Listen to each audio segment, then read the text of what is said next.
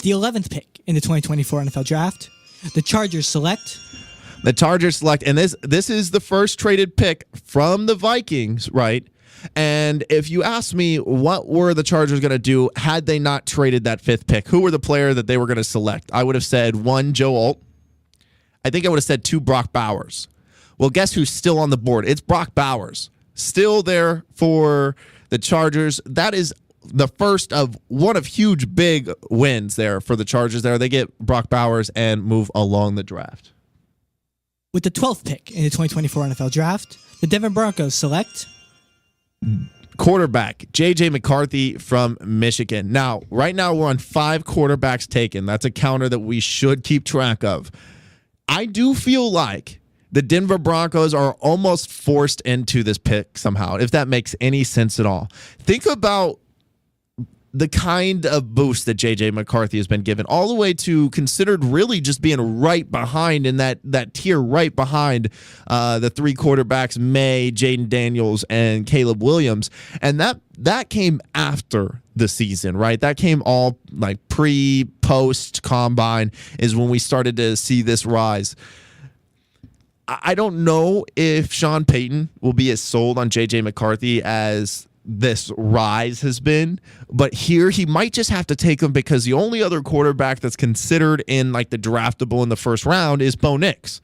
And, you know, I think of the 2, you got to say maybe I got to get mine now because there won't be any left. Now, can the Broncos do anything else other than select a quarterback right now in the draft to get a quarterback? Because right now I don't think Stidham will be starting. There is a possibility where there is a trade for Tua Tagovailoa. Oh, wow. Messed that up. Tua. We're just going to go Tua. And I think there's a possibility that there's a trade to the Dolphins there.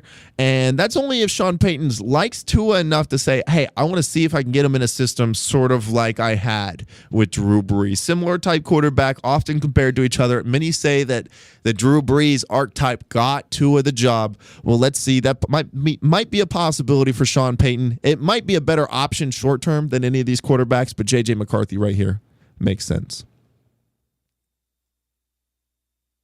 With the 13th pick in the 2024 NFL Draft, the Las Vegas Raiders select.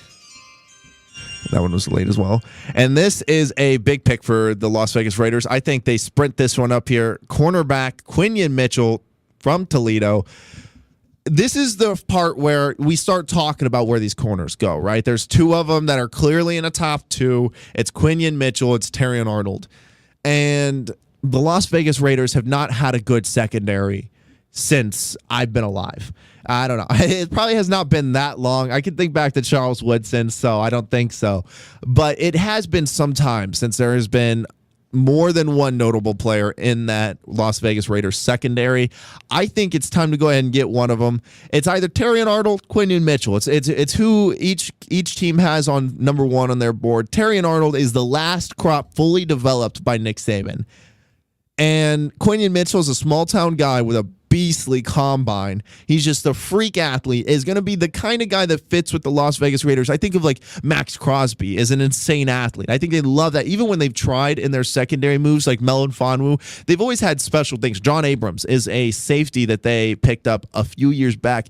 And I love John Abrams, but a monster hitter, just a thudder out of the backfield. Never quite worked out, but I've liked what they try to go for some dynamic playmakers, some dynamic athletes. That's Quinion Mitchell. With the 14th pick in the 2024 NFL Draft, the New Orleans Saints select.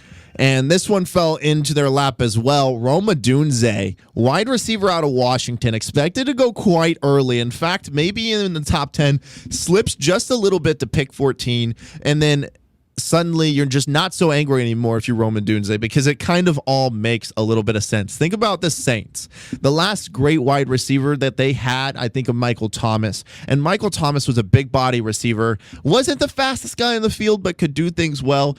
And then I think back to Derek Carr, the Saints quarterback. And I think back to Las Vegas and having Devontae Adams and how great that was for Derek Carr. And then I can see this Rome Odunze matchup. I wanted him with Kirk Cousins because I feel like you can build a rapport with a big, talented receiver like this and make waves early.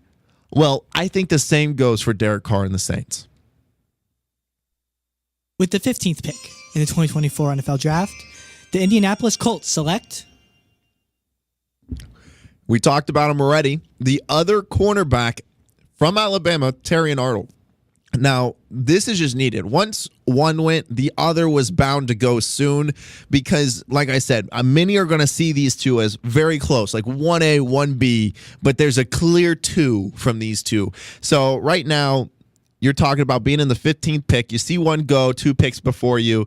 You're kind of clinching a little bit as New Orleans picks. They've always had a history of picking really good cornerbacks. So you're worried.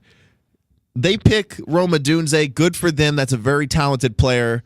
And now the Indianapolis Colts say, here you go, with a breath of fresh air, a little bit of a relief. And Terrion Arnold, Alabama, is just a solid pick. Like I said, the last and the best corner of the last crop of Nick Saban's. That's a big deal. Now, what else could Indianapolis do here? You could talk about going offensive line, but their offensive line's pretty good here, and they have a real need at cornerback. Picking Terrion Arnold is not a mistake here for the Indianapolis Colts at pick 15.